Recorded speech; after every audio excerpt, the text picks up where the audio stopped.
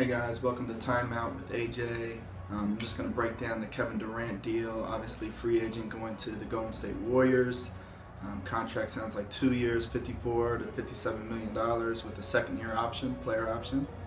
I just want to kind of take us through a timeline on how we got to this point. So Kevin Durant obviously started out.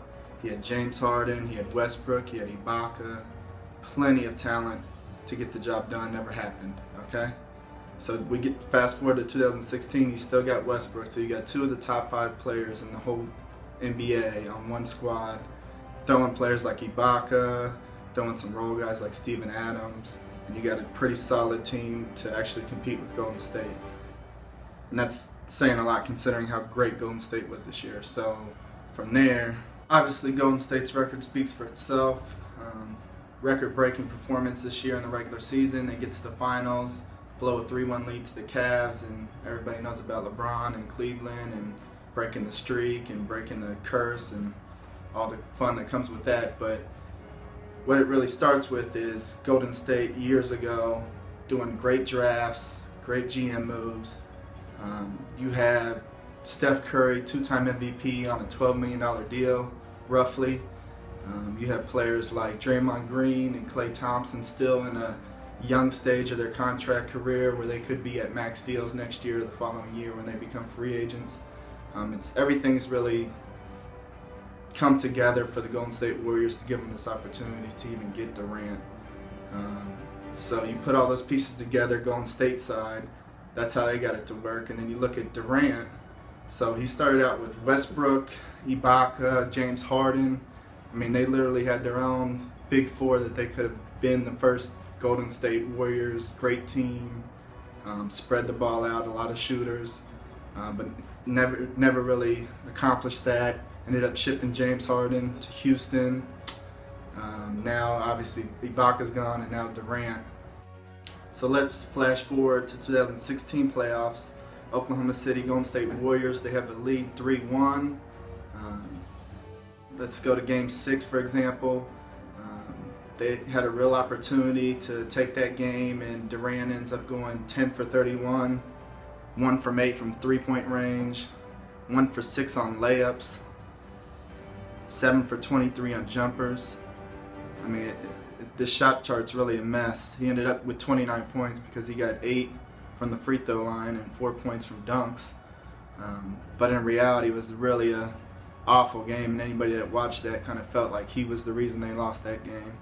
So what does he do? He turns around and can't get the job done in Game 7.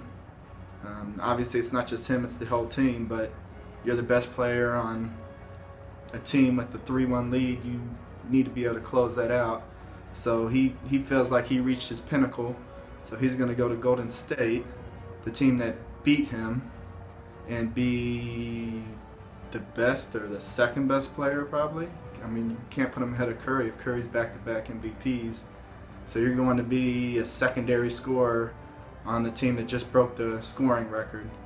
So, I mean, to me, that's not that impressive. And we're going to just look at this from last year. Obviously, if you want to compare the teammates, Kevin Durant, another top 5 player, and Russell Westbrook. And then you have Ibaka with that improved shooting. Definitely a triple threat there.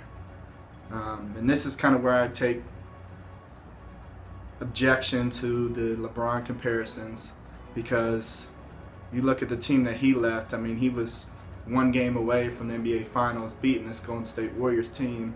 He had another top 5 player in Westbrook. And then you talk about LeBron did the same thing when he went to Miami. But look at these guys that LeBron's leaving. He's got second best player was probably Mo Williams that year. And everybody knows where he's at now, playing garbage minutes for the Cavs. It's just no comparison. If you look at the records, this graphic speaks for itself. You got Oklahoma City at 55 and 27 this year. So Durant's going to jump from Oklahoma City to Golden State, who's already 73 and 9.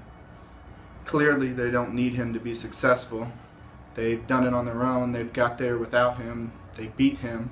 They made it to the finals without him.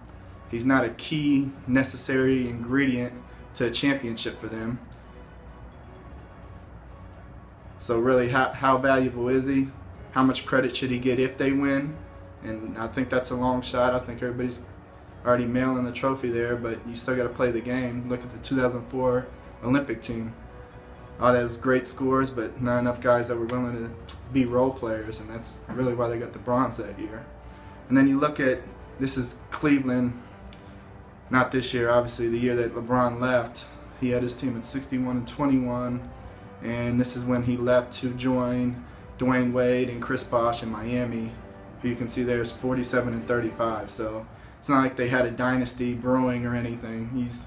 He's calling his buddy and saying, hey, I can't get any help here in Cleveland. Nobody wants to come to Cleveland.